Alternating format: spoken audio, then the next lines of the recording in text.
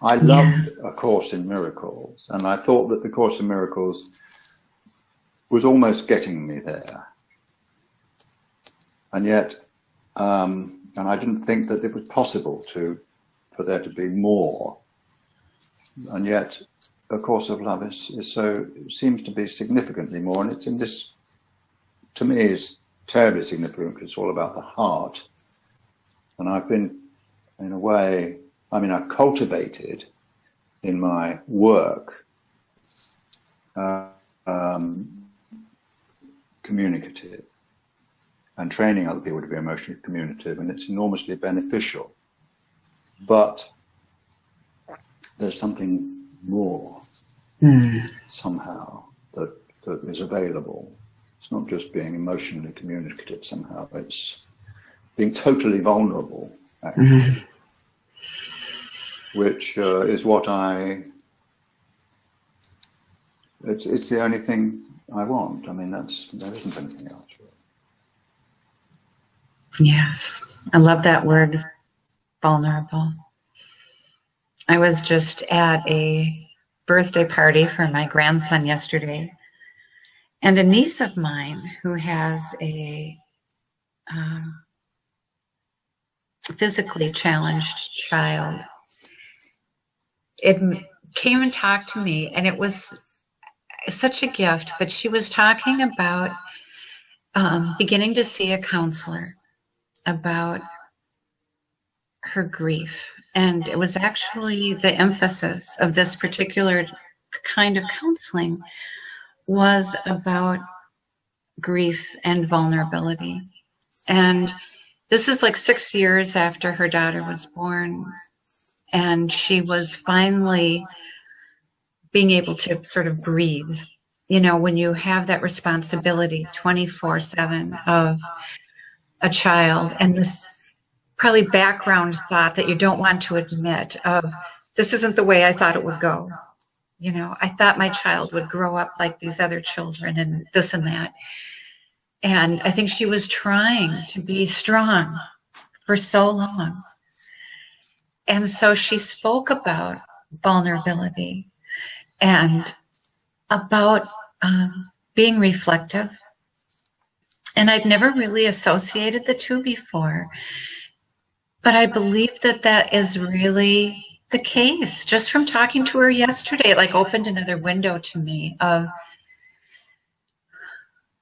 how when you have an inner life, you become familiar with being vulnerable, and then begin to cultivate the courage to extend it, maybe?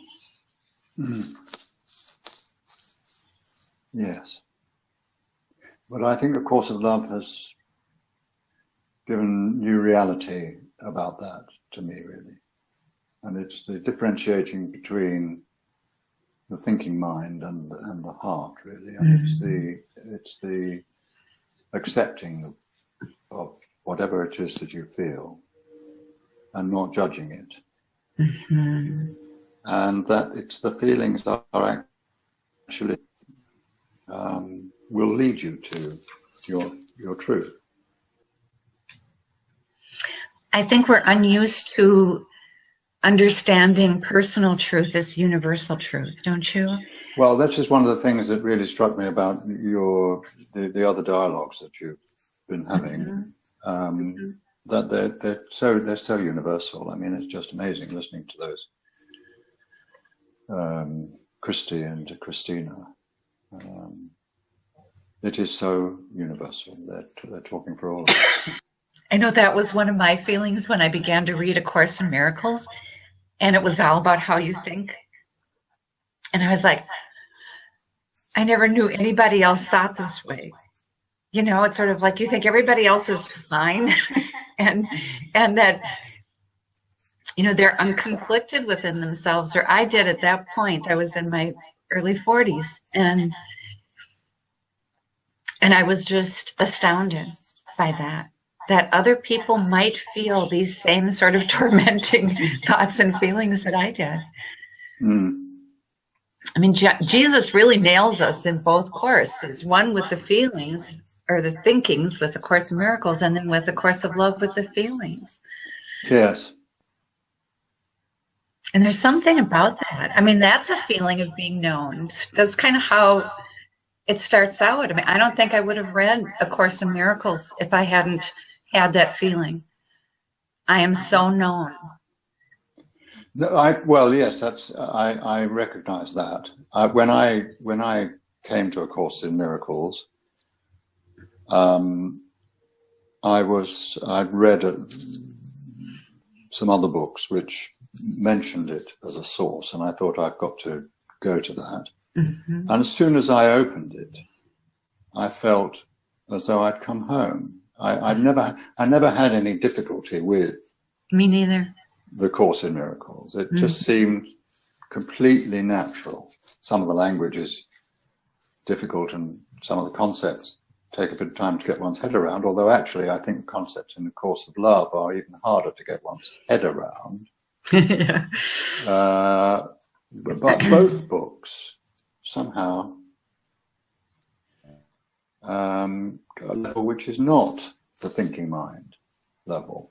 I don't think the Course of, to me, my experience of it is that it is not a book just about getting the theology right or getting the theory right, or it's not about thinking. It actually always had a profoundly emotional effect on me, and it was at that level somehow that I always connected with it.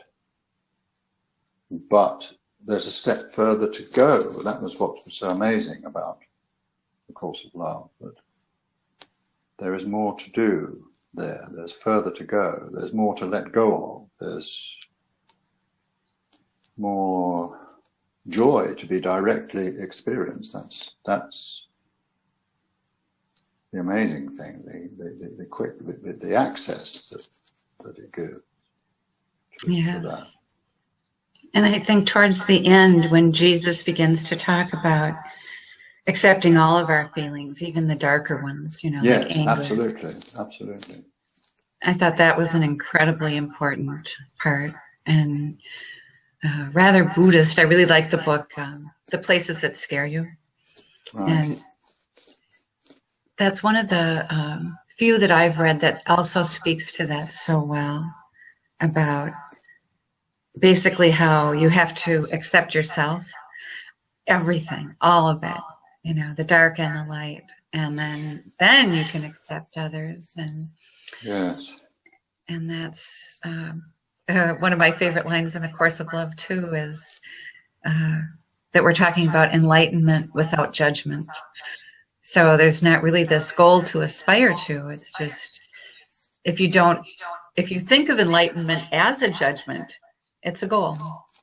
Yes. It's something. And so I think that's also one of the features I love the best about A Course of Love, and that I want to have continue into the future, is that lack of ambition.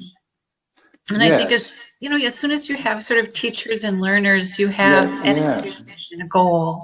Yes. And the goal is just to be who we are. Yes, and actually to realize that this is how I've always been. It's just, I'm just recovering what is a natural state. All this effort is unnecessary and unnatural, but I mean, I learned that I can do things by my own effort. It's the story of my life. I've done things, not amazing things, but I've made successes of what I've set myself to do by my own efforts, and it's all effort. And I've learned to learn, and I've learned that, if I can master this, and I'll sweat, and then I'll, but no, that's, of course, there is still application and focus, but it's totally different. It's just in a much more allowing sort of way. So yes, well, I kind of feel I'm just a beginner, and it's wonderful so far. And I look with amazement and admiration at the people I'm now talking to. Me too, very much so. And I also kind of have the sense that there's no end with the course of love. No, that's what I like that. I like that. Mm-hmm. Yes.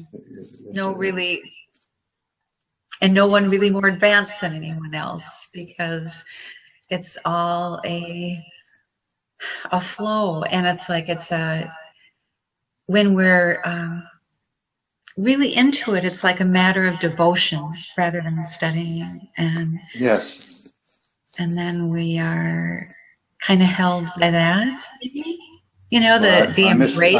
I missed that. We're held by that, by the devotion. Yes, you know, yes, it keeps it from being dry or only of the mind, or I don't know. It's like these are the most important things, though, to me about Course of Love, and why I want to do these dialogues, because there's such a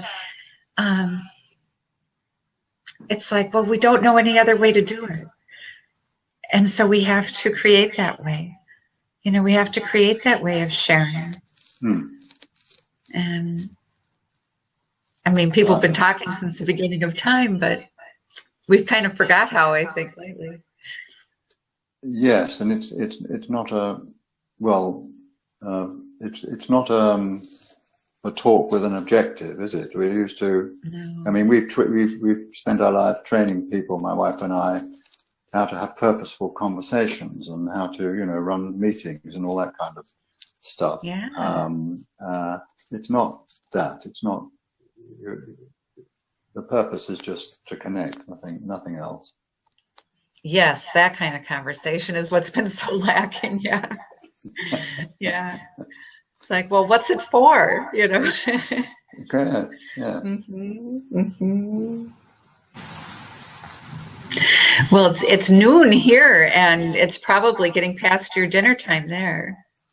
Well, I went out and had lunch, and so I'm not going to, so I'm not in a hurry.